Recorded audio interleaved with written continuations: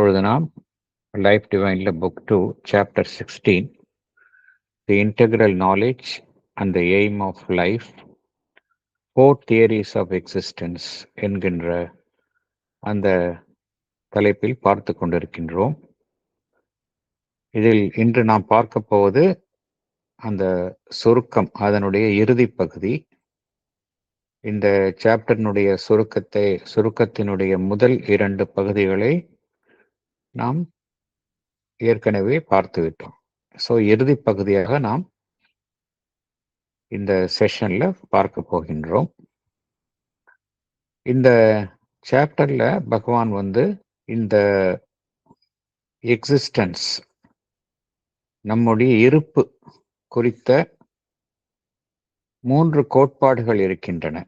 பொதுவா பார்த்தோம் அப்படின்னா, ஒன்று எல்லாம் கடந்த நிலையில் இருக்கக்கூடிய பரம்பொருள், அதில் தான் உண்மை என்பது காணப்படுகின்றது, மற்ற அம்சங்களில் உண்மை என்பது காணப்படுவதில்லை. இது முதல் கோட்பாடு. இரண்டாவது கோட்பாட்டில் இந்த புவியும் அது சார்ந்த விஷயங்களும் தான் உண்மை, அதை தாண்டி வேறு விஷயங்களும் கிடையாது. ஏனென்றால் இவைகள் அனைத்தையுமே நாம் ஐம்புலன்களினால் உணர்கின்றோம். அதனால்தான் நாம் இதை தவிர வேறு எதுவும் இல்லை என்று எண்ணுவது, இது பொதுவாக இருக்கக்கூடிய கருத்து. மூன்றாவது, புவிக்கு மேல் இந்த புவிசாரா உலகங்களும் இருக்கின்றன. அதுதான் ஒரு மனிதனுடைய, ஆன்மனினுடைய நிரந்தரமான இருப்பிடம். இந்த புவி என்பது ஒரு தற்காலிகமான இடம். இதில் ஒரு மனிதனுடைய ஆன்மன் முழுமையை எட்ட முடியாது என்பது மூன்றாவது கோட்பாடு. பகவான் என்ன கூறுகின்றார் என்றால், 3 கோட்பாடுகளுமே பார்த்தோம் அப்படின்னா, மனிதனுடைய ஏதோ ஒரு ஆர்வம், ஏதோ அவன் கண்டிருந்த உண்மை, அதன் அடிப்படையில் தான் இந்த கோட்பாடுகள் எல்லாம் அமைந்துள்ளன. மனிதனிடம் காணப்படும் ஏதோ ஒரு ஆர்வம், ஒரு அடிப்படை ஆர்வம், அதன் காரணமாக எழுந்தவைதான் இந்த 3 கோட்பாடுகள். ஆகையினால இந்த 3 கோட்பாடுகளிலும் பார்த்தோம் அப்படின்னா, ஏதோ ஒரு உண்மை இருக்கின்றது. ஆனால் இதுல எங்க ப்ராப்ளம், எங்க ஒரு சிக்கல் வருகின்றது என்றால், இதில் ஏதோ ஒரு கோட்பாட்டை மாத்திரம் நாம் எடுத்துக்கொண்டு மற்றவைகளை விளக்கும் பொழுதுதான் நமக்கு சிக்கல் வருகின்றது.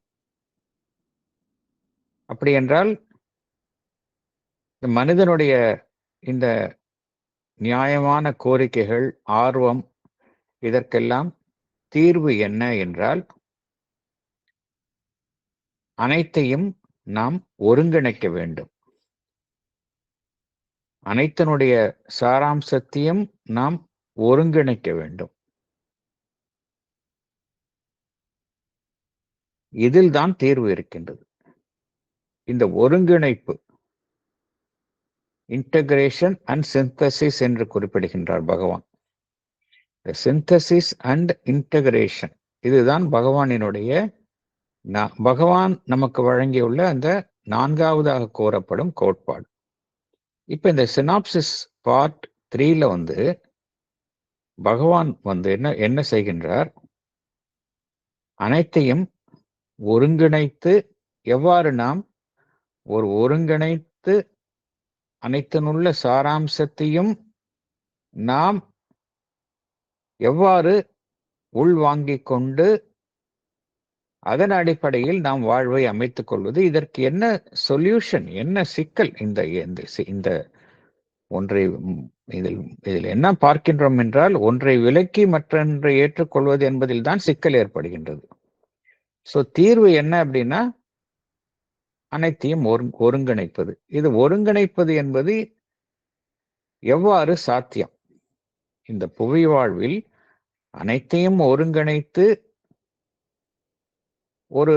ஒருங்கிணைந்த ஒரு வாழ்வை ஒரு மனிதன் வாழ்வது எவ்வாறு சாத்தியம்? எந்த நியாயத்தின் அடிப்படையில் இந்த ஒருங்கிணைப்பு நடைபெற வேண்டும்? இதைத்தான் பகவான் இந்த சாப்டர்னுடைய இறுதி பகுதியில விளக்குகின்றார். அந்த இறுதி பகுதியை தான் நாம் இந்த சினாப்சிஸ் பகுதி 3ஆக இன்று நாம் பார்க்க இருக்கின்றோம். இப்ப நம்ம உள்ளே செல்லலாம். Life Divine, Chapter 16, The Integral Knowledge and the Aim of Life. 4 Theories of Existence, Synopsis, Part 3. When the subtler knowledge develops, we begin to perceive that there is something which is supracosmic and the highest remote origin of our existence. This perception is easily associated by spiritual enthusiasm with the search for the origin of man's existence beyond this cosmos. His soul's aspiration becomes intense and elevated. His vital being develops a disgust, discouraged by the difficulties or disappointments by the results of life. He develops a sense of the unreality of cosmic existence and wants to get away from the circle of birth and death. Here also, the ordinary man cannot really live with these ideas. They can make his life dull and give a restless dissatisfaction to the life, which he must still continue. But the exceptional man, the ascetic, abandons all to follow the truth he has seen. But by too much iteration, that is repetition, and insistence, such a world rejecting belief can bring about weakening of the life impulse. We miss our natural response to the divine being's larger joy in cosmic existence. Thank you, sir. மனிதனுடைய வளர்ச்சியில மனிதன் கிட்ட பரிணாமம் என்கின்ற இயக்கம் நடைபெறுகின்றது என்பதை பார்க்கின்றோம். அவருடைய ஆன்மன் வளர்ந்து கொண்டே இருக்கின்றது. எல்லோருக்குமே இந்த இயக்கம் எல்லோருள்ளும் நடைபெறுகின்றது. மனிதனிடம் பொதுவாக அவன் புலன் சார்ந்த அறிவின் அடிப்படையில் தான் வழக்கமாக செயல்படுகின்றான். அவனுடைய இயல்பான செயல்பாடு அவ்வாறு தான் இருக்கின்றது. அதே சமயம் அவனுள் இந்த சூஷ்மமான அறிவு சார்ந்த இயக்கங்களும் நடைபெறுகின்றன. ஒவ்வொரு மனிதன் கிட்டையும் பார்த்தோம் அப்படின்னா அது சூஷ்மமான அறிவு சார்ந்த இயக்கங்களும் நடைபெற்று கொண்டே இருக்கின்றன. சூஷ்மமான அறிவு ஒரு மனிதனுடைய வளர்ச்சியில சூஷ்மமான அறிவு என்பது செயல்பட ஆரம்பித்தவுடன் அவன் எதை உணர்கின்றான் என்றால், ஏதோ ஒன்று நாம் இருக்கும் நிலையிலிருக்கு அப்பால் இருக்கின்றது. அது வெகு தொலைவில் இருந்தாலும் அதுதான் நம்முடைய இருப்பிற்கு காரணமாக, மூலமாகவும் ஆதாரமாகவும் இருக்கின்றது என்கின்ற ஒரு புரிதல் அவனுக்கு வருகின்றது.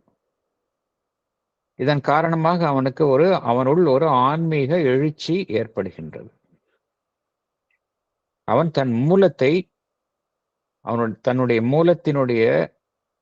தன்னுடைய இருப்பினுடைய மூலத்தை அவன் தேடுகின்றான். அது எங்கோ புவிக்கு அப்பால் இருக்கின்றது என்று அதை நாடுகின்றான், தேடுகின்றான். ஆன்மனினுடைய ஆர்வம் மிகவும் தீவிரமாக இருக்கின்றது. ஒரு உயர் நிலையில் அது செயல்பட ஆரம்பிக்கின்றது. அதே சமயம் அவனுடைய பிராணமயம் அது வாழ்வில் எதிர்கொள்ளும் நிகழ்ச்சிகளால் அது ஏமாற்றம் அடைகின்றது, துன்பங்களைக் கண்டு துவளுகின்றது. வாழ்வில் அவன் எதிர்கொள்ளும் ஏமாற்றங்கள் அவனை அதிருப்தி அடைய செய்கின்றன. இதனால் என்ன நடைபெறுகின்றது என்றால், இந்த இரண்டு இயக்கங்களும் அவனுள் ஒரு சேர நடைபெறுகின்றன. ஒரு சேர நடைபெறும் இந்த இயக்கங்களினால் அவன் என்ன நினைக்கின்றான் என்றால், இந்த புவி வாழ்வு என்பது ஒரு மெய்யான ஒரு வாழ்வு கிடையாது. இந்த பிறப்பு இறப்பு என்கின்ற சுழற்சியிலிருந்து தான் விடுபட வேண்டும் என்று ஒரு மனிதன் நினைக்கின்றான்.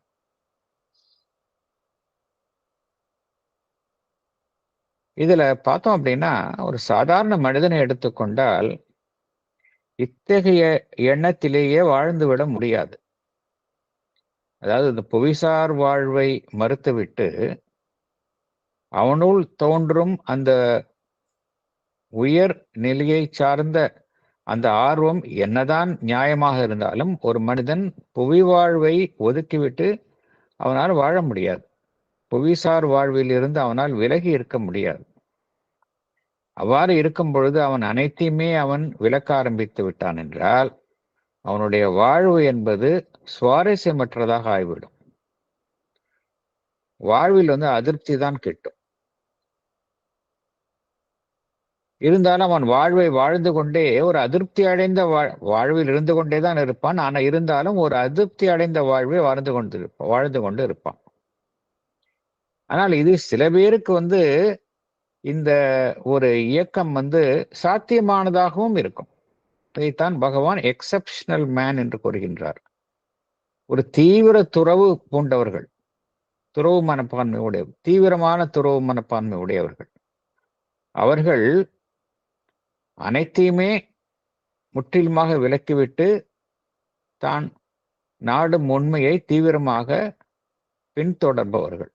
அவர்கள் வெகு சிலர் தான்.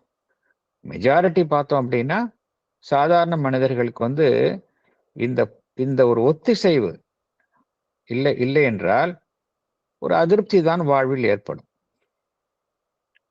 அதாவது வாழ்வை மறுக்கும் இந்த எண்ணத்தை மீண்டும் மீண்டும் வலியுறுத்துவதன் மூலம் என்ன நடைபெறுகின்றது என்றால் ஒருவருள் வாழ்வினுடைய அந்த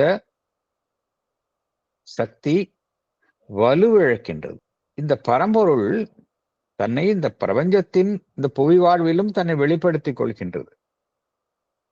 அவ்வாறு வெளிப்படுத்திக் கொள்வதன் மூலமாக அது ஒரு உயர்வான மகிழ்ச்சியையும் அந்த வெளிப்படுத்துதலின் மூலம் அது உண்டாக்குகின்றது. அதே சமயம் நாம் இந்த வாழ்விலிருந்து நம்மை விலக்கிக் கொள்வதன் மூலம் இந்த பரம்பொருளாலே உருவாக்கப்பட்ட இந்த மகிழ்ச்சியையும் நாம் இழக்கின்றோம். ஏனென்றால் எல்லாமே பரம்பொருளினுடைய வெளிப்பாடு. ஆகினால் இங்கே பகவான் என்ன கூறுகின்றார் என்றால், இந்த ஒரு ஒத்திசைவு இல்லை என்றால் என்ன நடைபெறும் என்றால் அந்த உயர்வான பரம்பொருளை எட்டுவதும் வெகு சிலருக்குத்தான் பொருந்தும்.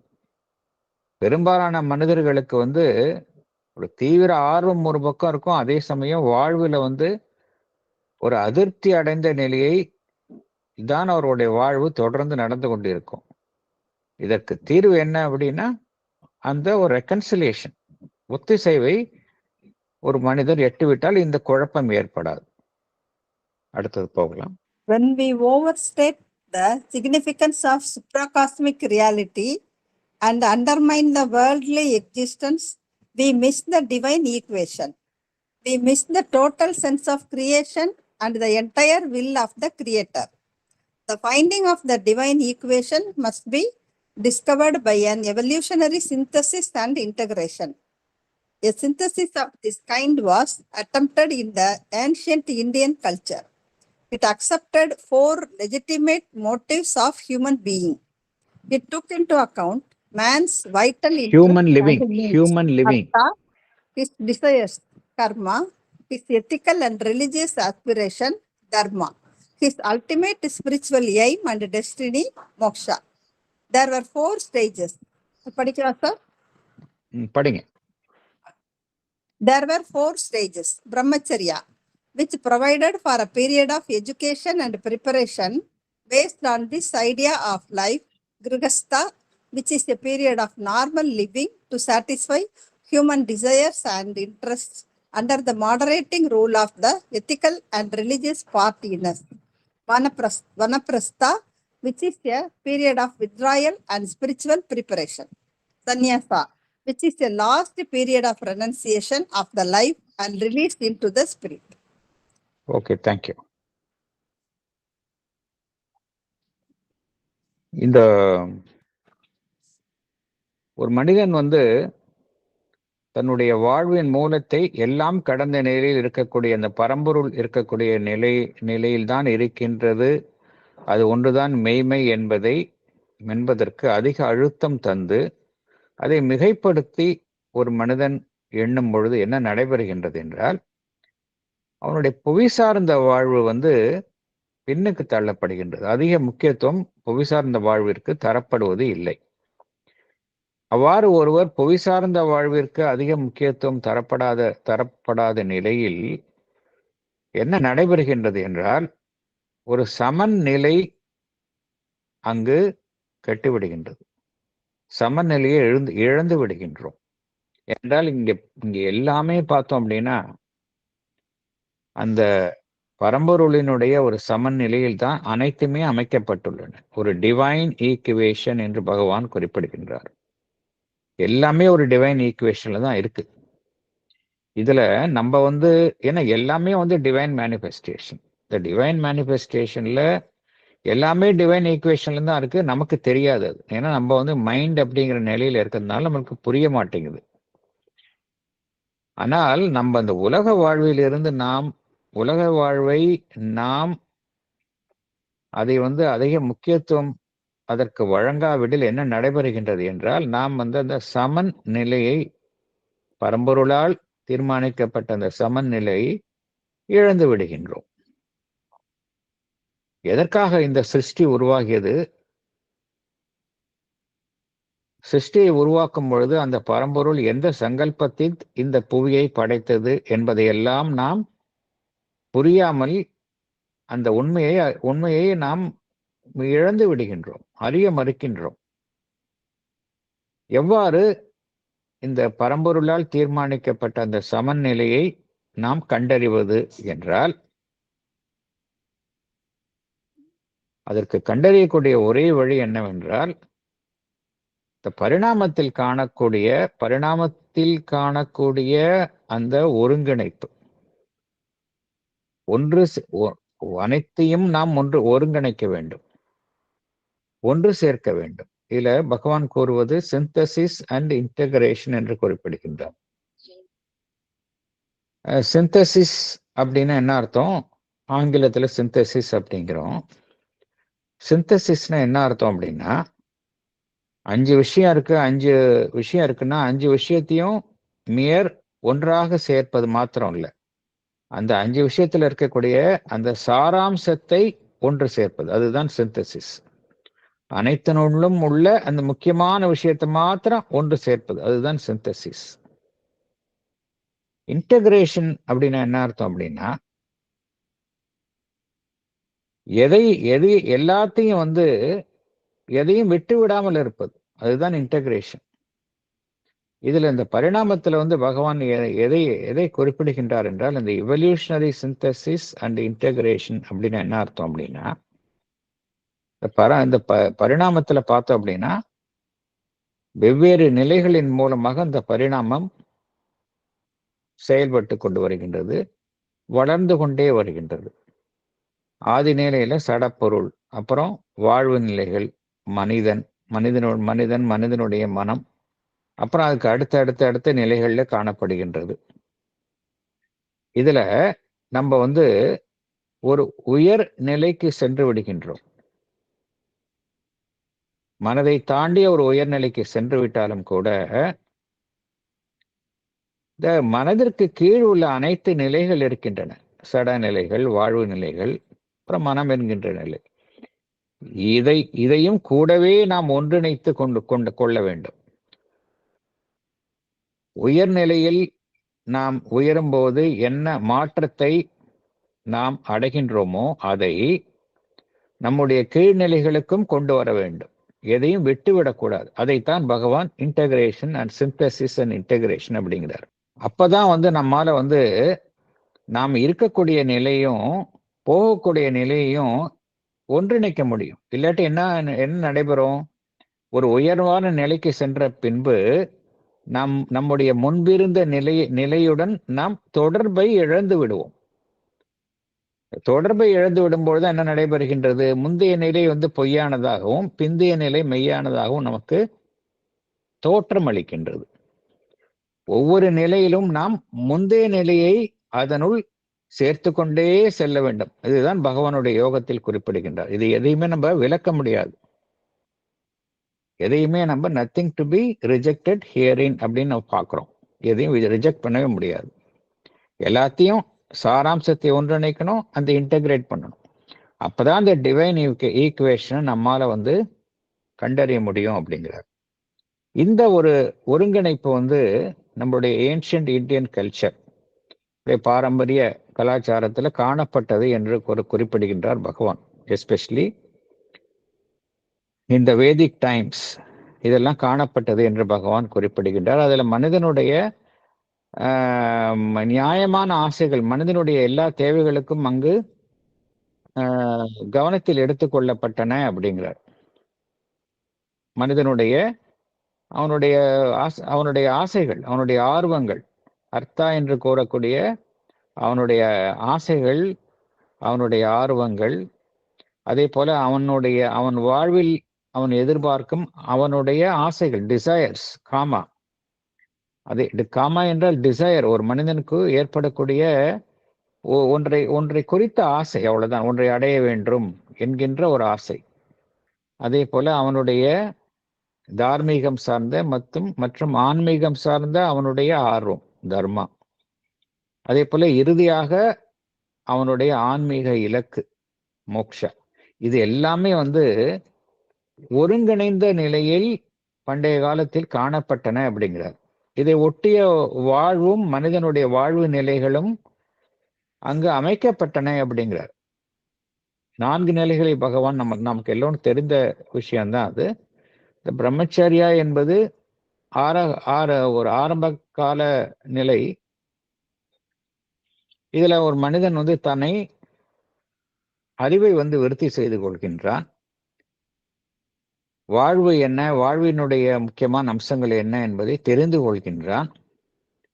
பின்பு அந்த கிரகஸ்தா என்கின்ற நிலையில அவனுடைய சாதாரண வாழ்வை வாழ்ந்து கொண்டு அவனுடைய ஆசைகளையும் தேவைகளையும் அவன் திருப்தி செய்து கொள்கின்றான். அதே சமயம் ஒரு தார்மீக நெறி சார்ந்த வாழ்வையும் வாழ்கின்றான். தார்மீகம் மற்றும் ஆன்மீகம் நெறி சார்ந்த வாழ்வை தான் அவன் வாழ்கின்றான். அடுத்தது வந்து வனப்பிரஸ்தா என்கின்ற அந்த நிலையில பகவான் வந்து இங்க என்ன குறிப்பிடுகின்றார்? Period of withdrawal and spiritual preparation. அவன் வாழ்விலிருந்து சற்றே விலகி தன்னை தயார் செய்து கொள்கின்றான். அதுதான் அந்த நிலை. இறுதியில் முற்றிலுமாக வாழ்விலிருந்து விலக்கி கொள்கின்றான். சந்நியாசா என்கின்ற நிலையில it's a last period of renunciation of life and release into the spirit. இந்த ஒரு கண்ணோட்டத்துல இதுல எதுக்காக இந்த ஒரு அமைப்பு ஏற்படுத்தப்பட்டது என்றால், பகவான் என்ன கோருகின்றார்? ஒரு சிந்தசிஸ், வாழ்வில் எல்லா அம்சங்களையும் ஒன்று சேர்க்க வேண்டும் என்கின்ற ரீதியில் தான் இந்த ஒரு சமுதாய அமைப்பு படைக்கப்பட்டது. மனிதனுடைய வாழ்வில் கட்டங்களாக 4 கட்டங்களாக இவை பிரிக்கப்பட்டது என்று பகவான் குறிப்பிடுகின்றார். ஆனால் இது இறுதியில இதனுடைய நோக்கம் நிறைவேறியதா இல்லையா என்பதை பற்றியும் பகவான் விளக்குகின்றார். அடுத்தது போகலாம். படிக்கட்டுமா sir? Yes madam. This synthesis attempted in Indian culture had spiritual insight, largeness of view, symmetry and completeness. But eventually it collapsed. Its place was occupied by an exaggeration of the impulse of renunciation, which destroyed the symmetry of the system. It cut it into 2 movements of life in opposition to each other: normal life of interest and desires with an ethical and religious coloring, and the abnormal or supernormal inner life founded on renunciation, considering escape from life as the only desirable end. The link needed for reconciliation of life and spirit is a spiritual evolution, an unfolding here of the being within from birth to birth.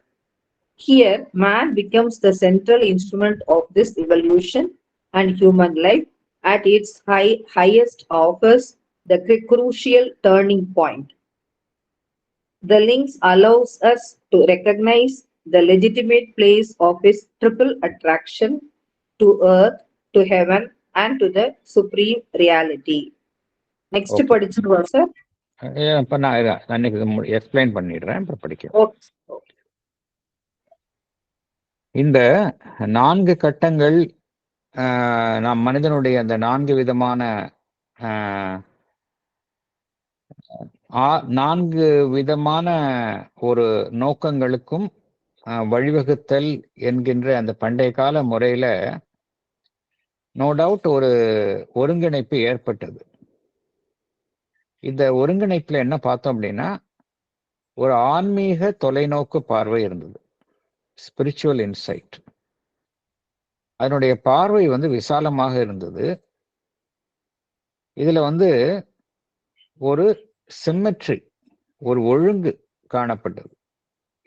எதற்கும் ஒரு ஒன்றிற்கு அதீதமான ஒரு முக்கியத்துவம் கொடுத்து மற்றவைக்கு குறைவான முக்கியத்துவம் வழங்குதல் என்கின்ற ஒரு சமநிலையற்ற நிலை காணப்படும். ஆனா இவென்ச்சுவலா இது கொலாப்ஸ் ஆயிடுச்சு அப்படிங்கிறார். நிலைத்து இருக்க முடியவில்லை அப்படிங்கிறார். என்ன காரணம் என்றால், இங்கேயும் பார்த்தோம் அப்படின்னா மனிதன் சிஸ்டம் கரெக்டான சிஸ்டம் தான், அதனுடைய நோக்கம் சரியான சிஸ்டம். ஆனால் மனிதன் என்ன செய்தான், இறுதியாக அவன் இங்க காணக்கூடிய அந்த இறுதி நிலைக்கு அதிக முக்கியத்துவம் அளிக்க ஆரம்பித்து விட்டான். அதாவது the impulse of renunciation, அதுக்கு ஒரு மிகைப்படுத்தப்பட்ட முக்கியத்துவத்தை மனிதன் வழங்க ஆரம்பித்து விட்டான். இது என்ன செய்தது என்றால், அந்த அமைப்புல ஒரு ஒழுங்கின்மையை ஏற்படுத்தி விட்டது. சிம்மெட்ரியை குலைத்து விட்டது என்று குறிப்பிடுகின்றார். இதுல வாழ்வை மனிதன் 2ஆக அவன் பிரித்து காண ஆரம்பித்து விட்டான். ஒன்று சாதாரண வாழ்வு, நார்மல் லைஃப், மனிதனுடைய ஆசைகள், தேவைகள், இதற்குட்பட்ட சாமானிய ஒரு சாதாரண வாழ்வு. அதில் தார்மீக மற்றும் ஆன்மீக நெறிகளோடு கூடிய ஒரு சாதாரணமான வாழ்வு. மறுபக்கம் அசாதாரணமான வாழ்வு, இந்த சூப்பர் நார்மல். அந்த வாழ்வு எப்படி இருக்குன்னா, எல்லாமே அந்த அக வாழ்வு, இன்னர் லைஃப். அதுல எதுக்கு முக்கியத்துவம் தரப்பட்டது என்றால், இந்த துறவு, ரெனன்சியேஷன், துறவுக்கு முக்கியத்துவம் அளிக்கப்பட்ட ஒரு அசாதாரண வாழ்வு மறுபக்கம். இதுல எது ஒரு இலக்காக கருதப்பட்டது என்றால், வாழ்விலிருந்து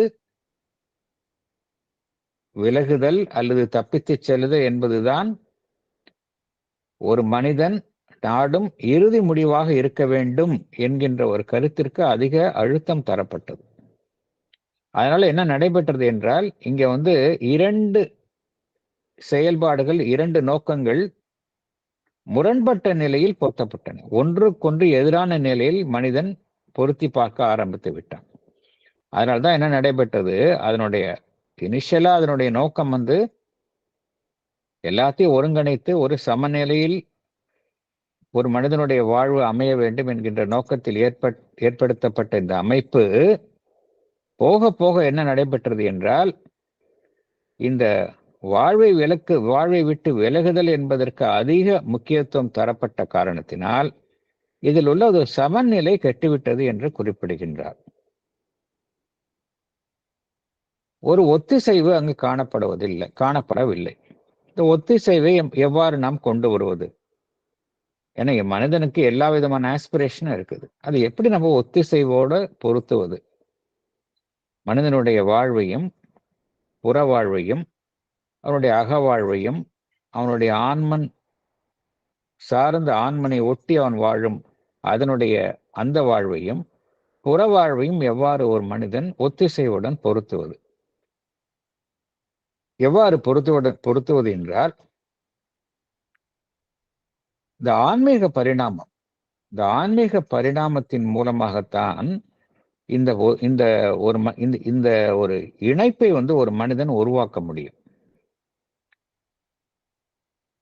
இந்த ஆன்மீக பரிணாமத்தில் என்ன நடைபெறுகின்றது என்றால், எல்லா நிலைகளிலுமே பார்த்தோம் அப்படின்னா, அந்த உள்ள இருக்கக்கூடிய அந்த மெய்ப்பொருள் மெல்ல மெல்ல மெல்ல வெளிப்பட்டு கொண்டே இருக்கின்றது. எல்லா நிலைகளிலும். எல்லா நிலைகளிலும் அது வெளிப்பட்டு கொண்டிருக்கின்றது என்றால், எந்த நிலையும் நம்ம விளக்க முடியாது. இதுல மனிதன் என்பவன் தான் ஒரு மைய சாதனமாக இந்த பரிணாமத்தில் காணப்படுகின்றான். அதுல மனிதனுடைய வாழ்வு என்பதுதான் ஒரு முக்கியமான திருப்பு முனையாக காணப்படுகின்றது.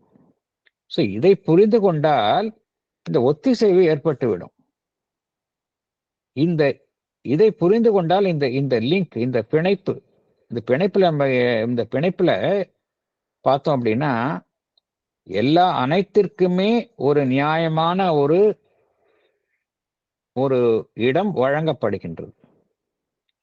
மனிதனுடைய புவி சார்ந்த வாழ்விற்கும் சரி, புவிக்கு மேலுள்ள அந்த புவிசாரா உலகங்களில் அவனுடைய அதில் ஏற்படும் நாட்டத்திற்கும் சரி, இந்த புவிசாரா உலகங்கள் அதற்கும் அப்பால் உள்ள அந்த பரம்பொருள் இருக்கக்கூடிய எல்லாம் கடந்த நிலையை நோக்கிய மனிதனுடைய ஆர்வத்திற்கும் நாட்டத்திற்கும் சரி, இந்த மூன்றிற்குமே இந்த ஆன்மீக பரிணாமத்தில் உரிய இடம் வழங்கப்படுகின்றது.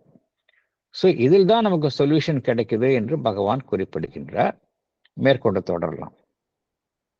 Complete solution to the opposition between the life and the spirit can be arrived at only on the basis of the following facts. The lower consciousness of mind, life and body cannot arrive at its full meaning on its own. Therefore, it has to be taken up, restated, transformed by the light and power and joy of the higher spiritual consciousness. The higher consciousness too must have its full right relation to the lower, not by mere rejection of it. There must be a spiritualizing and supramentalizing of the mental, vital and physical nature. The modern mind thinks that the ideal of human life lies in his worldly existence. This powerful ideal restored man and his life on earth and the collective hope of the human race to a prominent position. But its exclusive preoccupation with worldly life unduly limited man's scope within his material living. It ignored that which is the highest and in the end the largest thing in him. Thank you, sir. அர்த்தம் படிக்கவா? Thank you. இல்ல இருக்கட்டும், explain பண்ணுங்க. Thank you. இந்த நம்முடைய வாழ்விற்கு பின்னால் உள்ள அந்த மெய்ப்பொருள், இதற்கு இடையில ஒரு முரண்பட்ட நிலையை மனிதன் தான் உருவாக்கி இருக்கின்றான். இந்த முரண்பாட்டை எவ்வாறு தீர்ப்பது, எவ்வாறு இதற்கான ஒரு தீர்வை காண்பது? இதற்கான தீர்வை காண வேண்டும் என்றால் சில அடிப்படை உண்மைகளின் பெயரில் தான் இதற்கான தீர்வை ஒரு மனிதன் காண முடியும். என்ன அடிப்படை உண்மைகள் என்றால், முதலில் நாம் இருக்கக்கூடிய நிலையில நாம் இப்பொழுது இருக்கக்கூடிய மனம், வாழ்வு, உடல், அது செயல்படக்கூடிய நிலையில, அது இருக்கக்கூடிய உணர்வு நிலையில, அது ஒரு கீழான உணர்வு, லோவர் கான்சியஸ்னஸ்ல இருக்கும். இந்த நிலையில நம்மால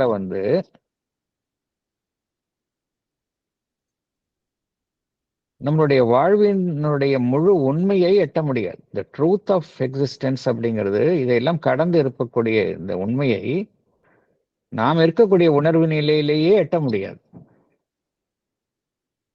அதனால் என்ன செய்ய வேண்டும் என்றால், ஒரு உயர்வாக இருக்கக்கூடிய, ஒரு உயர் நிலையில் இருக்கக்கூடிய ஒரு ஆன்மீக உணர்வு நிலை, ஹையர் ஸ்பிரிச்சுவல் கான்சியஸ்னஸ், அதன் மூலம் நம்முடைய மனம், உடல், வாழ்வு இவை மூன்றையுமே அதன் வசம் ஒப்படைத்து அதன் மூலம் அதனுடைய ஒளியினாலும் சக்தியினாலும் ஆனந்தத்தினாலும் உருமாற்றம் செய்ய வேண்டும். அப்பொழுதுதான் இது சாத்தியம். இரண்டாவது, அதே சமயம் இந்த மேலுள்ள உயர்வு உணர்வு நிலையும் பார்த்தோம் அப்படின்னா, நாம் இப்பொழுது இருக்கக்கூடிய மனம் உடல் வாழ்வு என்கின்ற நிலையுடன் அது ஒரு சரியான ஒரு உறவு நிலையை ஏற்படுத்தணும். இந்த உயர்வு உணர்வு நிலை என்பது அது உயர்வு உணர்வு நிலையில் இருந்து கொண்டு நாம் இருக்கக்கூடிய அந்த நிலையுடன் தொடர்பற்ற நிலையில் இருக்கக்கூடாது. அதை கீழுள்ள நிலையை விலக்கி அந்த மேலுள்ள நிலை தொடர்பற்ற நிலையில் இருக்கக்கூடாது அப்படிங்கிறார் பகவான். சரியான உறவை ஏற்படுத்தி கொள்ள வேண்டும். கீழுள்ள நிலைகளை தன்னுள் அடக்கி அந்த சரியான உறவை ஏற்படுத்தணும். அப்பதான் கீழுள்ள நிலைகளை நாம் உயர்நிலைக்கு உயர்த்த முடியும். இதுதான் பூரண யோகத்தினுடைய நோக்கமாகவும் காணப்படுகின்றது. இறுதியில் என்ன நடைபெறுகின்றது என்றால், நம்மளுடைய மனம் உடல் வாழ்வு இது மூன்றுமே ஆன்மீகம் மற்றும் அதிமானச திருவுருமாற்றத்தை அடைகின்றது. இதுதான் இறுதியில் நடைபெற இறுதி இலக்காக கருதப்படுகின்றது. இதன் மூலமாகத்தான் நாம் எதிர்கொள்ளும் இந்த சிக்கலான வாழ்வு ஒரு பக்கம், மெய்ப்பொருள் ஒரு பக்கம் என்கின்ற எதிரெதிரான நிலைகளுக்கு இடையில் ஒரு சமநிலையை நாம் கொண்டு வர முடியும். இந்த உண்மைகளை நாம் அறிந்து கொள்ளும் பொழுதுதான் ஒரு சமநிலையை அறிந்து கொள்ள முடியும். இப்போ தற்காலிக மனிதன் தற்காலத்திய மனிதன் எவ்வாறு இருக்கின்றான் என்றால், அவனுடைய வாழ்வு முழுவதுமே பார்த்தோம் அப்படின்னா இந்த புவி சார்ந்த வாழ்வு, அதை மேம்படுத்திக் கொள்ளுதல் என்பதில் தான் அவனுடைய முழு கவனமும் இருக்கின்றது. மனித சமுதாயத்திற்கு எவ்வாறு ஒரு சிறப்பான வாழ்வை வழங்குவது என்பதில் தான் அவனுடைய முழு கவனமும் இருக்கின்றது. இதுவும் ஓரளவு தேவைதான். இதன் மூலம் என்ன நடைபெறுகின்றது என்றால், மனிதனுடைய சிறப்பான இந்த புவியில் சிறப்பான வாழ்வு, மனித குலத்திற்கு ஒரு நல்ல நம்பிக்கை, இவையெல்லாம் இங்கு உறுதி செய்யப்படுகின்றன. சோ இதுவும் தேவைதான். அதே சமயம் தற்காலத்திய மனிதனுடைய பிரத்யேக முழு கவனமும் எங்கு இருக்கின்றது என்றால், இந்த உலக வாழ்விலேயே தான் அவனுடைய முழு கவனமும் காணப்படுகின்றது. இதனால என்ன நடைபெறுகின்றது? எல்லாமே உலக வாழ்வு, அவனுடைய புறம் சார்ந்த வாழ்விலே தான் அவனுடைய முழு கவனமும் அதில் காணப்படுகின்றது. இதனால் என்ன நடைபெறுகின்றது என்றால், அவனுள் இருக்கக்கூடிய அந்த மிக உயர்வான அம்சம், அவனை விட மிக பெரியதாக அவனுள் இருக்கக்கூடிய மிக உயர்வான அம்சத்தை ஒரு மனிதன் காண தவறிவிடுகின்றான் என்று குறிப்பிடுகின்றார். அவனுக்குள்ள இருக்கக்கூடிய அந்த டிவைன் எலிமெண்ட், அதை மனிதன் காண தவறிவிடுகின்றான் என்று குறிப்பிடுகின்றார். அடுத்தது போகலாம். Despite his best intellect, man is unable to find the solution to life's problems. He tends to become frustrated with his life.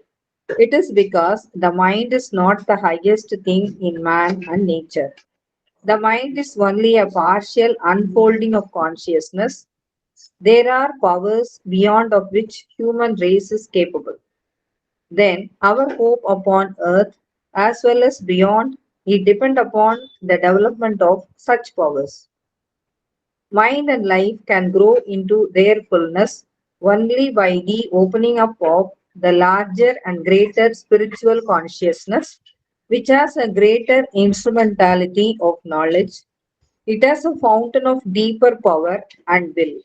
It has an unlimited reach and intensity of love and joy and beauty. Thank you, sir. படிச்சிருங்க madam. Okay, sir. Our evolutionary process is moving towards a grand synthesis. We are only halfway in that process. By rejecting this earthly existence, we are abruptly cutting off all that has been evolved. The evolution would end up without any sense or fulfillment. Thank you. Thank you.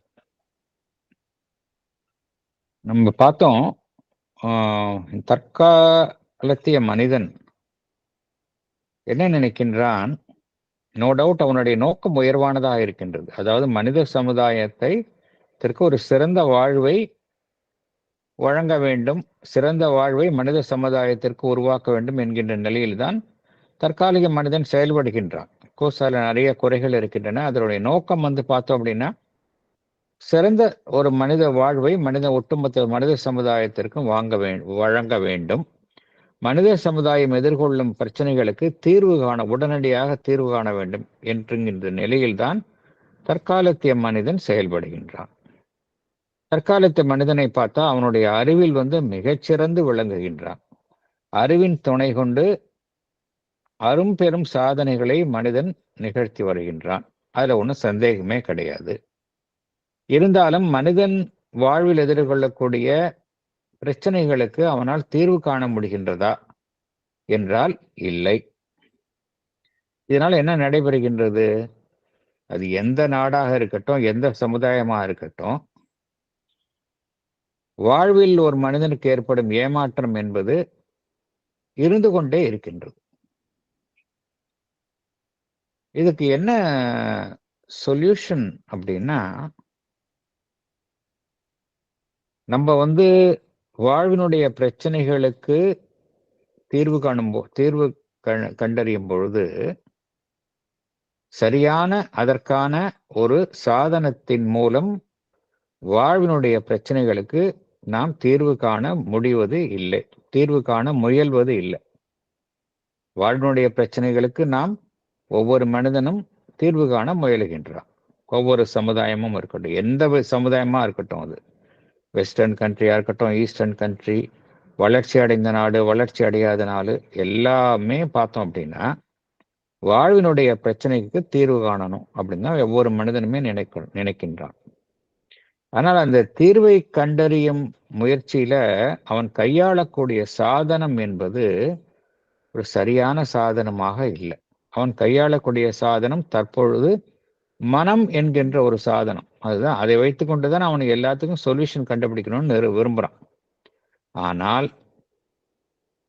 மனம் என்பது அவனிடம் காணக்கூடிய மிக உயர்வான அம்சம் கிடையாது அப்படிங்கிறார். இப்ப நம்ம என்ன நினைத்து கொண்டு இருக்கின்றோம்? மனிதனுடைய மனம்தான் மிக உயர்ந்தது, அறிவை கொண்டுதான் மனிதன் அனைத்தையும் சாதிக்கின்றான் என்று நினைக்கணும். அதே சமயம் நம்மால பிரச்சனைகளுக்கு நிரந்தரமான தீர்வு காண முடியவில்லை.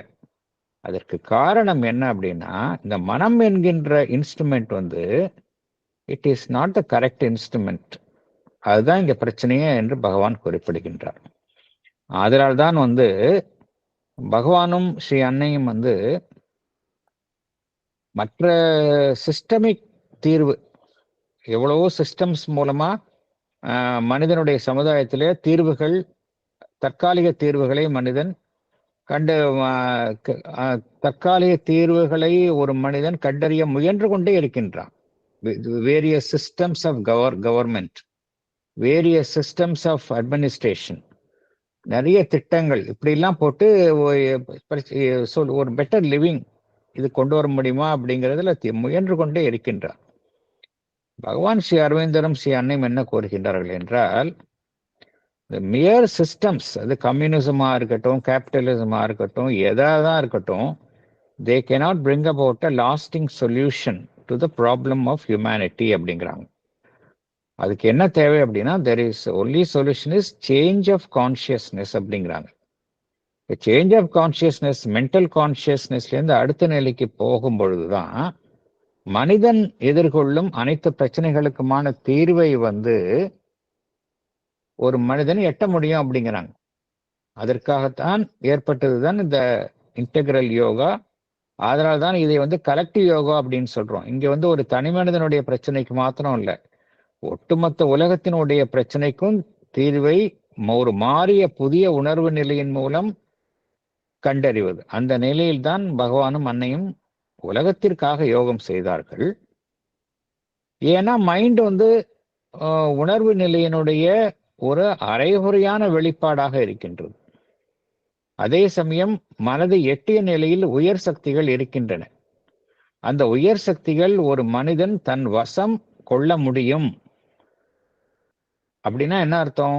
நாம் எதிர்கொள்ளக்கூடிய பிரச்சனைகளுக்கெல்லாம் சொல்யூஷன் எப்படி சொல்யூஷன் அடைய முடியும் அப்படின்னா, அந்த உயர் சக்திகளை நம் வசமாக்கிக் கொள்வதன் மூலம்தான் நாம் எதிர்கொள்ளக்கூடிய பிரச்சனைகளுக்கு நிரந்தர தீர்வை காண முடியும். இதற்காக ஏற்பட்டதுதான் அந்த அதிமானச யோகம் என்பது.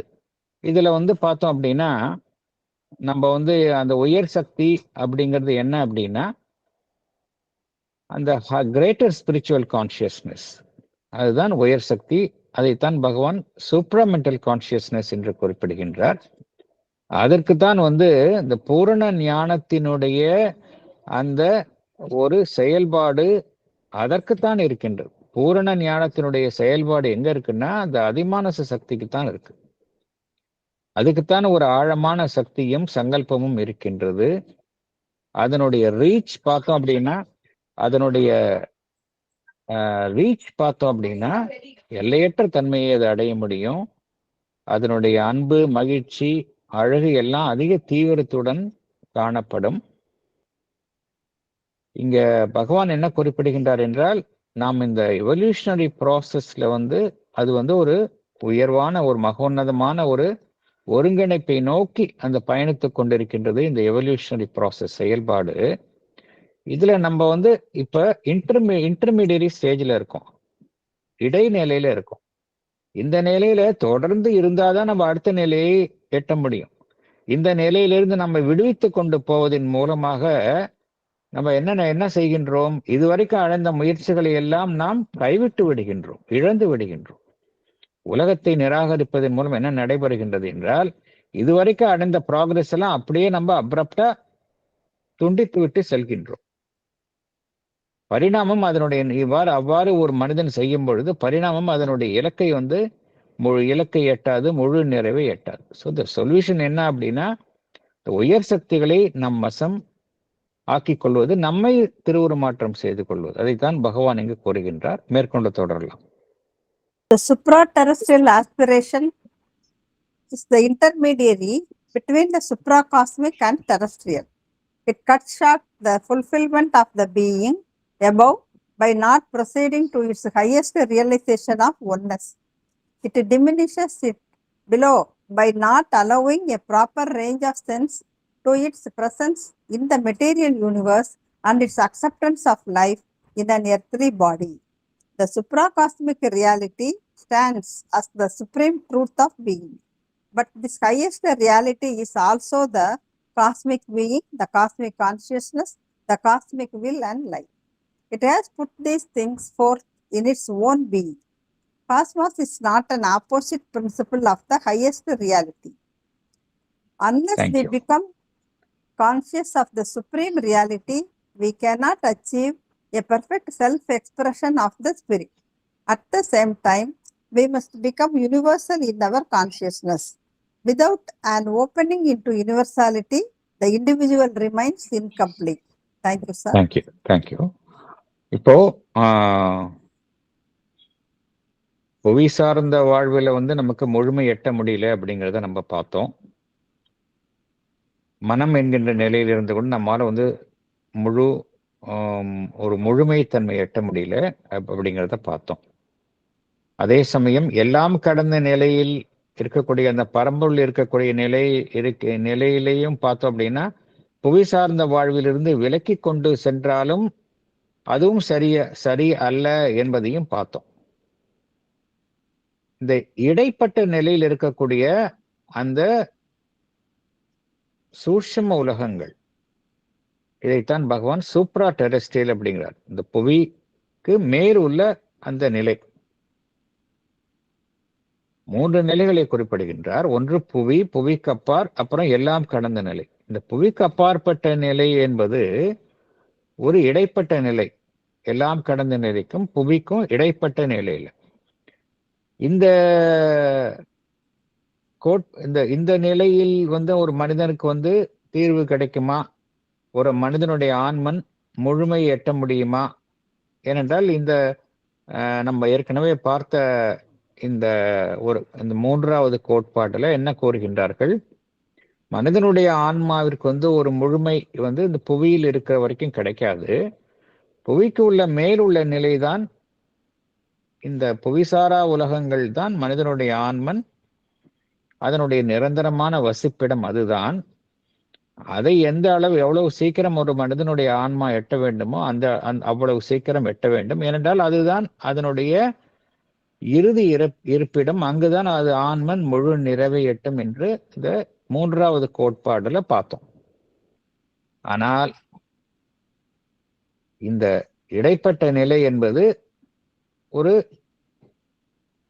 எல்லாம் கடந்த நிலைக்கும் புவிக்கும் இடையில் உள்ள நிலைதான். இங்கு அந்த வளர்ச்சி என்பது முழுமையடையாத நிலையில் இருக்கின்றது. அங்க ஒரு ஃபுல்ஃபில்மெண்ட் காணப்படலை. ஏன்னா அது இடைப்பட்ட நிலையில் இருப்பதனால, ஏன்னா அங்க எங்க சொல்யூஷன் இருக்கு அப்படின்னா அந்த உயர்நிலையில தான் சொல்யூஷன் இருக்கு.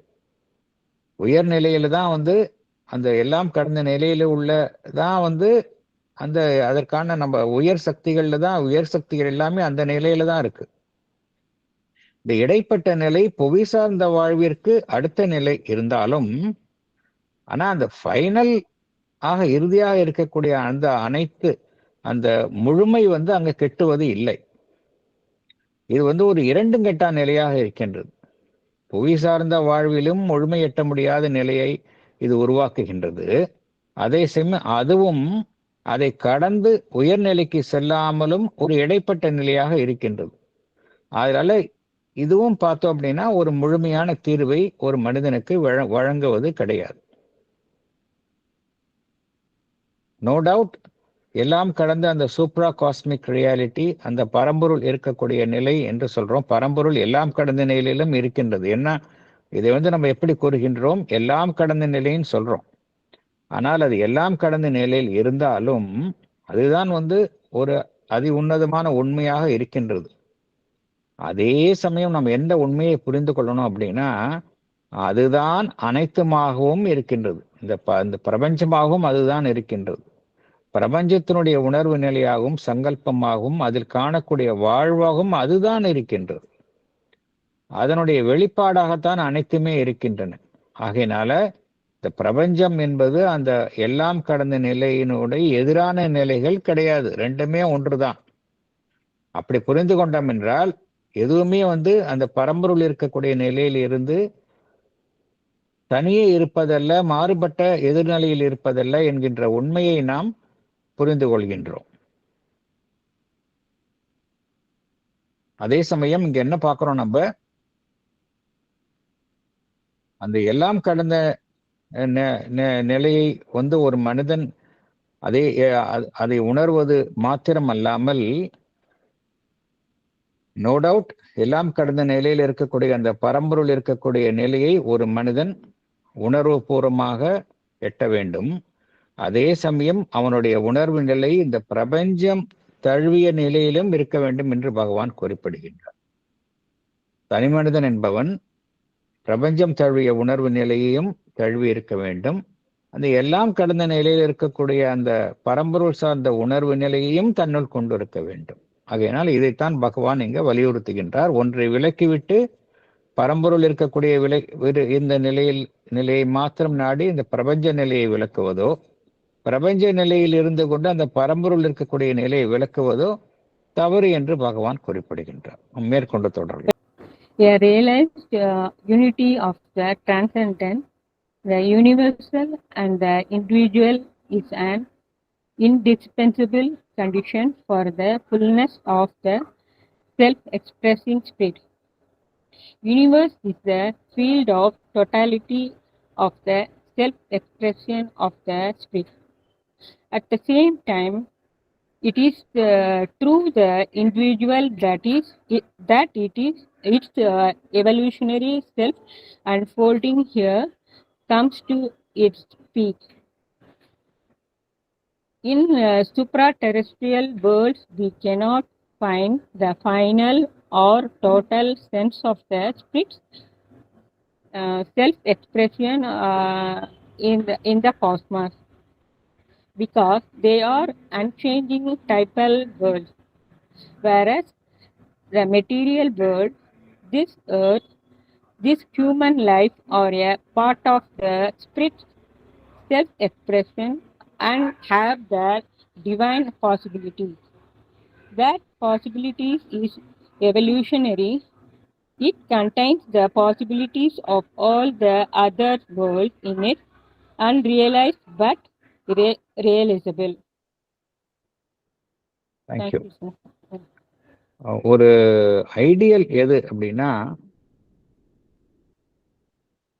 அனைத்தையும் உள்ளடக்கிய ஒருமைத்தன்மை, அனைத்தையும் உள்ளடக்கிய ஒருமைத்தன்மையை ஒரு மனிதன் எட்ட வேண்டும்.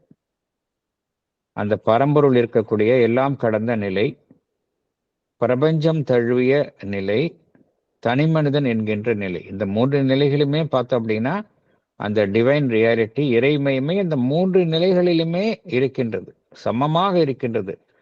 எல்லாம் கடந்த நிலையில் உயர்வான நிலையிலும், மனிதன் என்கின்ற நிலையில் அது தாழ்வான நிலையிலும் இருப்பதில்லை. எல்லாமே சமமாகத்தான் இருக்கின்றது. ஆனால் நம்ம அந்த 3 நிலைகளையுமே அதனுடைய ஒருமித்த நிலையை நாம் அடைய வேண்டும். அப்பதான் அதுதான் ஒரு அடிப்படை தேவையாக இருக்கின்றது. இந்த உள்ளிருக்கக்கூடிய அந்த மெய்ப்பொருள் தன்னை முழுவதுமாக வெளிப்படுத்திக் கொள்ள வேண்டும் என்றால், இந்த ஒருமித்த நிலை, எல்லாம் கடந்த நிலை, பிரபஞ்சம் தழுவிய நிலை, தனிமனிதன் என்கின்ற நிலை, இது 3லும் ஒருமைத்தன்மையை ஒரு மனிதன் அடைய வேண்டும். அதுதான் அப்பொழுதுதான் அவனுக்குள் இருக்கக்கூடிய அந்த மெய்ப்பொருள் தன்னை முழுவதுமாக வெளிப்படுத்திக் கொள்ள முடியும். இதுல நம்ம இருக்கக்கூடிய இந்த உலகம், இந்த பிரபஞ்சம் என்பது பார்த்தோம் அப்படின்னா, உள்ள இருக்கக்கூடிய மெய்ப்பொருள் முழுமையாக தன்னை வெளிப்படுத்தி கொள்ளும் ஒரு களமாக இங்கு காணப்படுகின்றது. ஆகக்கூடிய பிரபஞ்சம் என்பது ஒரு களம், இந்த புவி என்பது ஒரு களம். தனிமனிதன், அதில் இருக்கக்கூடிய தனிமனிதன் என்பது அவன் மூலமாகத்தான் இந்த வெளிப்படுதல் என்பது ஒரு உச்சகட்ட நிலையில் நடைபெறுகின்றது. ஆகையினால இங்க 3 விஷயங்களும் முக்கியம். அந்த எல்லாம் கடந்த நிலை, அது செயல்படும் களமாக காணக்கூடிய அந்த பிரபஞ்சம், அது உச்சகட்ட நிலையாக வெளிப்படும் ஒரு மனிதன். இது 3மே முக்கியமான. இந்த புவிக்கு மேல் உள்ள உலகங்கள் அப்படிங்கிற நிலையில பார்த்தோம் அப்படின்னா, ஒரு ஆண்மனினுடைய ஒரு முழு வெளிப்பாட்டை காண முடியாது அப்படிங்கிறார் பகவான்.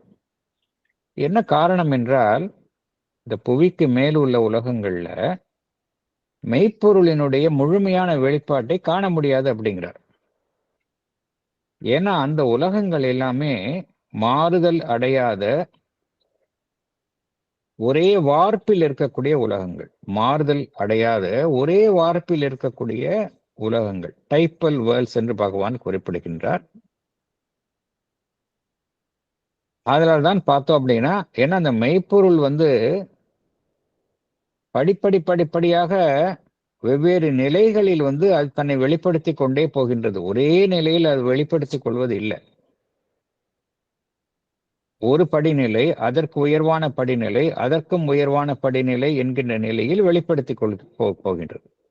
இந்த இடைப்பட்ட உலகங்கள்ல பார்த்தோம் அப்படின்னா, இந்த சூப்ரா டெரெஸ்ட்ரியல் வேர்ல்ட்ஸ் என்கின்ற நிலையில அந்த மெய்ப்பொருள் ஏதோ ஒரு குறிப்பிட்ட நிலையில்தான், வார்ப்பில் தான் தன்னை வெளிப்படுத்திக் கொள்கின்றது.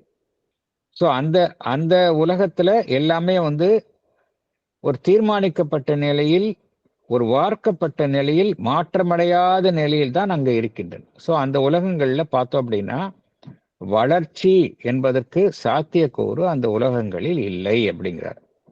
அப்படின்னா எங்க வளர்ச்சி என்பதற்கு சாத்தியக்கூறு எங்க இருக்கு அப்படின்னா, இந்த புவியில் தான் இருக்கின்றது அப்படிங்கிறார். புவியில் தான் இருக்கின்றது. மனித வாழ்வு என்பதுதான் அந்த மெய்ப்பொருளினுடைய வெளிப்பாட்டிற்கு ஒரு சரியான ஒரு அமைப்பாக காணப்படுகின்றது. அங்குதான் பரம்பொருளினுடைய அனைத்து சாத்தியக்கூறுகளும் காணப்படுகின்றன அப்படிங்கிறார். இந்த சாத்தியக்கூறு என்பது பரிணாமத்திற்கு பரிணாம இயக்கத்தை சார்ந்ததாக இருக்கின்றது அப்படிங்கிறார். அது மாத்திரமல்ல, இந்த மனித வாழ்வில் மனிதனுள் காணப்படும் சாத்தியக்கூற்றுல அனைத்து உலகங்களினுடைய சாத்தியக்கூறுகளும் இதுல அடங்கி உள்ளன அப்படிங்கிறார். புவியில் இருக்கக்கூடிய சாத்தியக்கூறுகள், புவிக்கு மேல் உள்ள உலகங்களினுடைய சாத்தியக்கூறுகள், எல்லா உலகங்களுடைய சாத்தியக்கூறுகளும் இங்க மனிதன் என்கின்ற நிலையில்தான் அவனுள் காணப்படுகின்றன அப்படிங்கிறார். நோ டவுட் நம்மால அதை தற்பொழுதுள்ள நிலையில் நாம் அடையவில்லை, ஆனால் அடைய முடியும் என்று குறிப்பிடுகின்றார். It contains the possibilities of all the other worlds in it, unrealized but realizable என்று பகவான் குறிப்பிடுகின்றார். மேற்கொண்டு தொடரலாம். Earth life is not a lapse into the mire of something undivine, vain and miserable, but it is the scene of the evolutionary unfolding of the being. It moves towards the revelation of a supreme spiritual light and power and joy and oneness. There is an all-seeing purpose in the terrestrial creation. There is a divine plan working itself out through its contradictions and perplexities. The present appearance of our earthly being is a veiled and partial figure of the one divine reality. If we limit ourselves to that first figure, to the present formula of an imperfect humanity, we would be excluding our divine potentialities.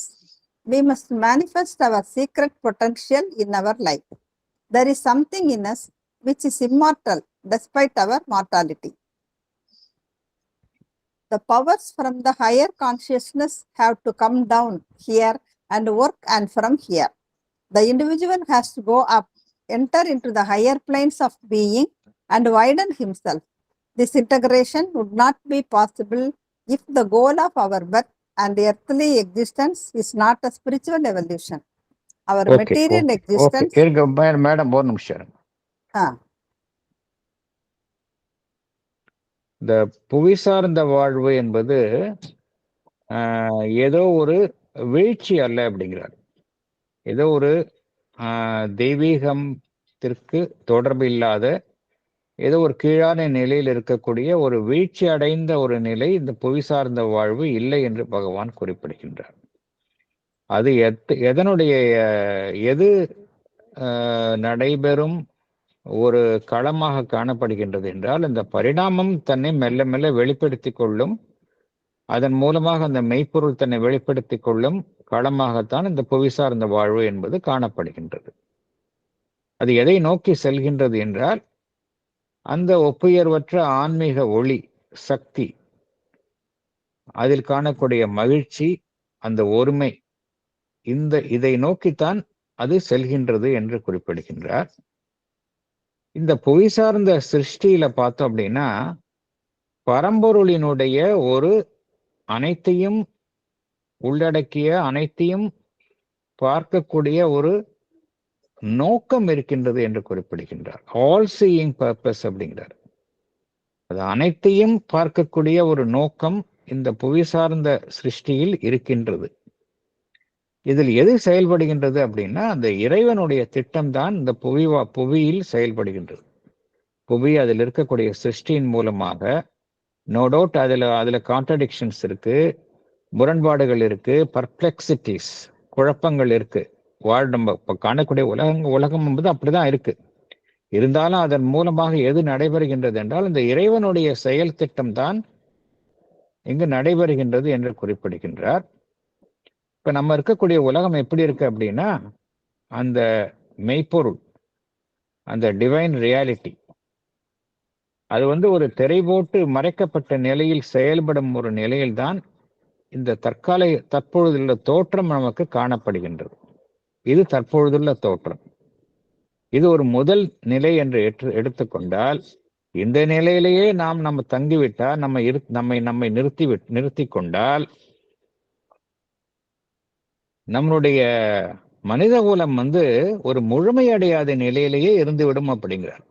நமக்குள் இருக்கக்கூடிய அந்த தெய்வீக சாத்தியக்கூறுகளை நாம் விலக்கி விடுகின்றோம் அப்படிங்கிறார். அதை செயல்படுத்தாமல் நாம் விலக்கி விடுகின்ற இந்த நிலையிலே தங்கிட்டோம் அப்படின்னா, நமக்குள்ள இருக்கக்கூடிய அந்த தெய்வீகமான ஒரு சாத்தியக்கூறுகள் எல்லாம் வெளிப்படாமலேயே நின்றுவிடும் அப்படிங்கிறார். நாம் நமக்குள்ள இருக்கக்கூடிய மறைந்துள்ள அந்த சாத்தியக்கூறுகளை வாழ்வில் வெளிப்படுத்த வேண்டும் என்று குறிப்பிடுகின்றார். என்னதான் நாம் அனித்தியமாக அழியக்கூடிய பொருளாக இருந்தாலும் நமக்குள்ளே ஏதோ ஒன்று ஒரு அழியாத்தன்மை கொண்டதாக இருக்கின்றது என்று குறிப்பிடுகின்றார். இதில் என்ன நடைபெறணும் அப்படின்னா, இதற்கு என்ன வழி? மீண்டும் மீண்டும் பகவான் கூறக்கூடிய சொல்யூஷன் என்ன அப்படின்னா, இந்த உயர் உணர்வு நிலையில் இருக்கக்கூடிய சக்திகள் இங்கே இரக்கம் கொண்டு இங்கு வேலை செய்ய வேண்டும். அதே போல தனிமனிதனும் தான் இருக்கக்கூடிய உணர்வு நிலையிலிருந்து உயர் தளங்களுக்கு சென்று தன்னை விரிவடைய செய்யணும். இந்த இரண்டு நிகழ்வுகளும் ஒரு சேர நிகழும் பொழுதுதான் ஒரு ஒருங்கிணைப்பு நடைபெறும். இது எப்பொழுது சாத்தியம் என்றால், ஒரு ஆன்மீக பரிணாமம், அதன் மூலமாகத்தான் இது சாத்தியப்படும். அடுத்தது போகலாம். படிக்கணுமா சார்? படிங்க மேடம். சார் அந்த பிரசன்ட் அப்பியரன்ஸ் அதுதானே சார் பாரா? இல்ல அது படிச்சாச்சு. And involution, our material existence, 5வது பக்கம். Our material existence has 2 aspects. அதுல இருந்து படிங்க. An evolution of spirit in the inconscience. Our material existence has 2 aspects. One is a complete involution of all that is the spirit is. The second is the evolutionary self unfolding. அந்த பாரா அதுல இருந்து ஆரம்பிக்கும்.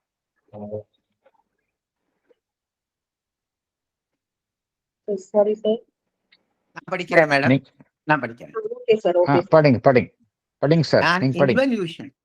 An involution, that is descent of spirit in the inconscience, I capital letter, is the beginning. An evolution in the ignorance, with its play of the possibilities of a partial developing knowledge, is the middle. This is the cause of the anomalies of our present nature. Our imperfection and consequently the imperfection of our world is the sign of a transitional state, a consummation reaching completion in a deployment of the spirit's self-knowledge and the self-power of its divine being, and consciousness is the culmination. These are the 3 stages of this cycle of the spirit's progressive self-expression in life. நிறுத்திட்டுமா sir? Stop பண்ணிட்டு இல்ல ஃபுல்லா படிச்சிருங்க நீங்க. அது எல்லாமே okay ஒன்றோட ஒன்று இணைந்ததுதான். படிச்சிருங்க. The 2 stages, involution of the spirit into matter and evolution through our imperfect nature, have already begun.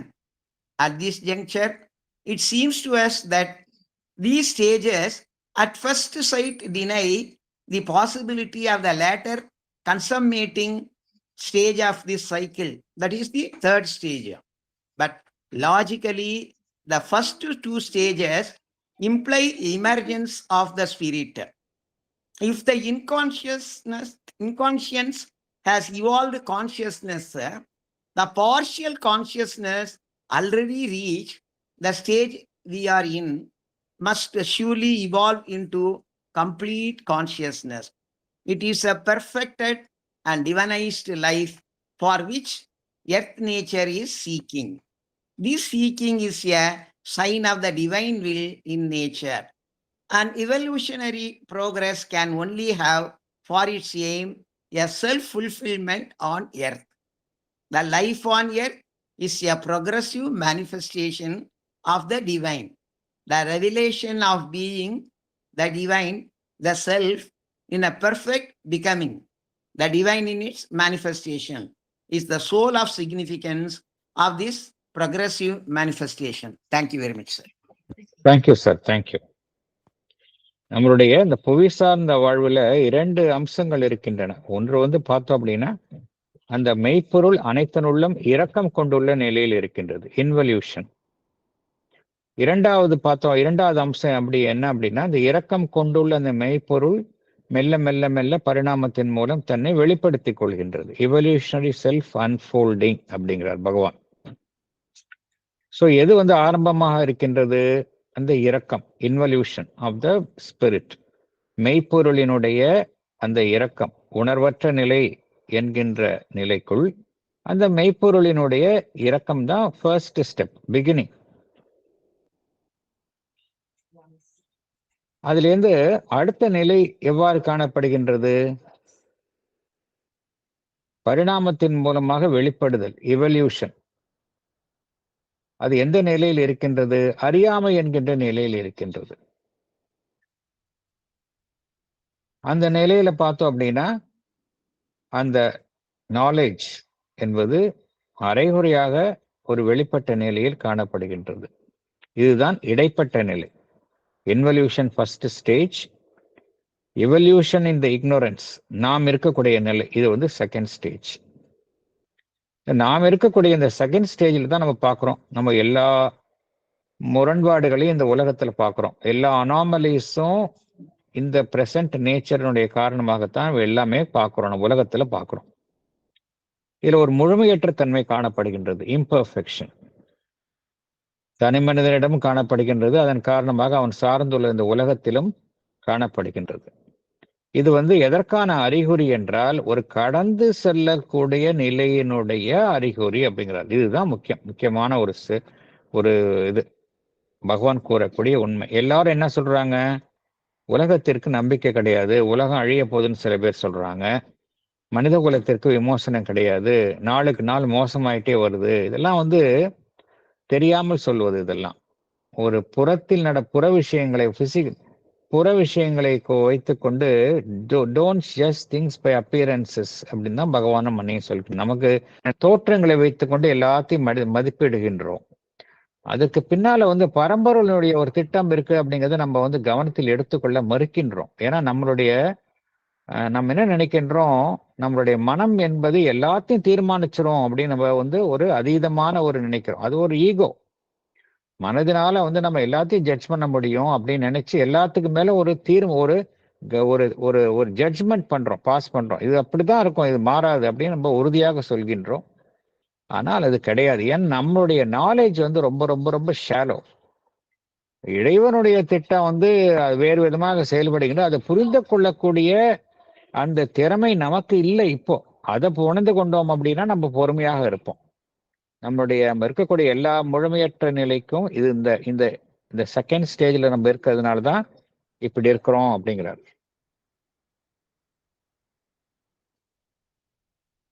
மூன்றாவது நிலை தான் வந்து அந்த கன்சமேஷன், ஒரு முழு நிறைவு எட்டிய நிலை.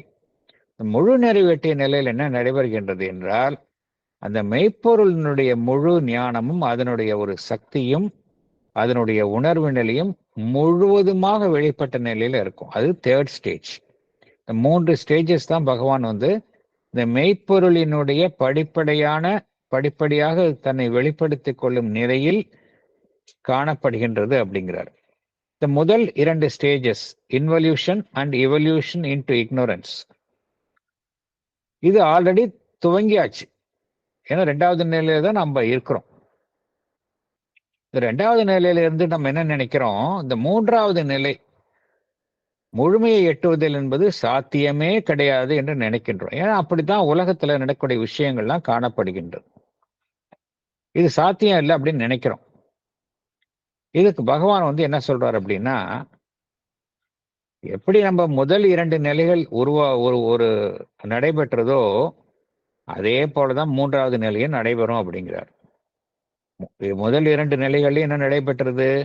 அந்த மெய்ப்பொருள் முதல்ல இரக்கம் கொண்டுள்ளது. இரக்கம் கொண்டுள்ள மெய்ப்பொருள் சடப்பொருள் வாழ்வு மனம் என்கின்ற நிலையின் மூலமாக வெளிப்பட்டு விட்டது. உணர்வற்ற நிலை என்பது உணர்வு நிலையாக வெளிப்பட்டிருக்கின்றது. முழுமையடையாத அந்த உணர்வு நிலை என்கின்ற நிலையில் நாம் இருக்கின்றோம். ஆகையினால் இந்த முழுமையடையாத உணர்வு நிலை என்பதும் முழுமையான உணர்வு நிலையை நிச்சயமாக எட்ட வேண்டும் என்று குறிப்பிடுகின்றார். ஆகையினால இந்த புவியினுடைய இயல்பு எதை நாடுகின்றது என்றால் ஒரு முழுமையடைந்த ஒரு தெய்வீகமான வாழ்வை தான் இந்த புவியினுடைய இயல்பு நாடுகின்றது அப்படிங்கிறார். இந்த நாட்டம் என்பது ஏதோ ஒரு முக்கியமில்லாத ஒரு ஒரு நாட்டம் அல்ல. இந்த நாட்டம் என்பது எதன் காரணமாக நடைபெறுகின்றது என்றால்,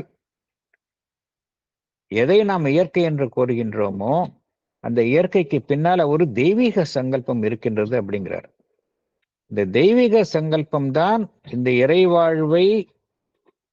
இறைவாழ்விற்கான நாட்டத்தை தோற்றுவிக்கின்றது அப்படிங்கிறார். This seeking is a sign of the divine will in nature அப்படிங்கிறார். ஸோ இப்படிலாம் இருக்கிறப்போ நம்ம 3வது கட்டத்தை கட்டாயமாக எட்டிதான் ஆகணும் அப்படிங்கிறார். It makes a question of time அப்படிங்கிறார். இதை பகவான் அவருடைய ஞான திருஷ்டியில ஏற்கனவே கண்டறிந்து விட்டார். இப்படிதான் இருக்கும் உலகம் அப்படிங்கிறத நம்ம பார்த்திருக்கோம். சாவித்திரியில இந்த கடைசியில இந்த எவர்லாஸ்டிங் டே என்ன அப்படின்னா, பகவான் கண்ட காட்சி நடக்க போகின்றது. அதுதான் அவர் அங்க வடித்துள்ளார், வரிகளில் வடித்துள்ளார்.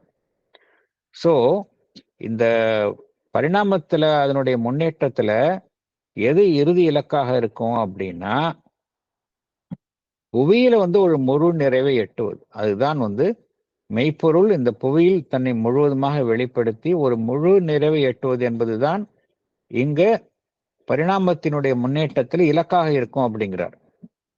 அதனால இந்த புவியில இருக்கக்கூடிய மனிதனுடைய வாழ்வு என்பது தெய்வீகம் தன்னை படிப்படியாக வெளிப்படுத்திக் கொள்வதற்கான ஒரு நிலைதான் இந்த புவி வாழ்வு அப்படிங்கிறார். ஆகையினால உள்ள இருக்கக்கூடிய மெய்ப்பொருள் தன்னை ஒரு முழு நிறைவை எட்டிய நிலையில் வெளிப்படுத்திக் கொள்வதுதான் இந்த படிப்படியான வெளிப்படுத்திக் கொள்ளுதல், அந்த மெய்ப்பொருள் வெளிப்படுத்திக் கொள்ளுதல் என்பதனுடைய ஒரு முக்கியத்துவமாக இருக்க முடியும் அப்படிங்கிறார். சோ பகவான் இங்க கூறக்கூடிய கருத்து என்ன அப்படின்னா,